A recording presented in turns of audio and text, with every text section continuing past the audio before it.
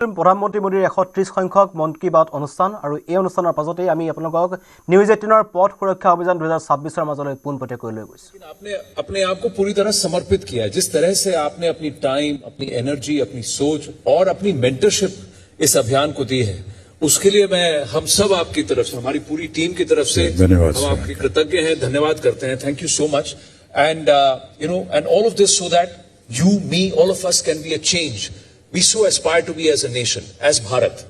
So may we please have a huge round of applause for Padma Vibhushan, Shri Amitabh Bachchan ji, and most importantly, the driving force, one of the pillars.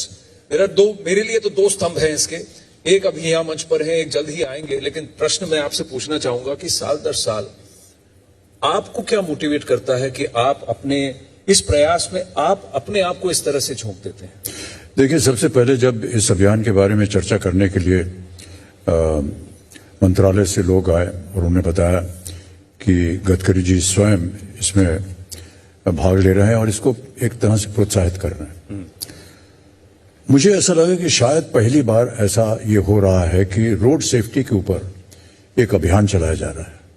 पहले तो हमने ऊपर की बातें सुनते थे कि सड़क पर सुरक्षा होनी चाहिए, लेकिन इस स्तर पर आकर इतना महत्व देना है इस अभियान को, ये गडकरी जी और उनके जो मंत्रालय है उनको मैं धन्यवाद दूंगा और उन्हीं के प्रोत्साहन से आज हम यहाँ पर हैं।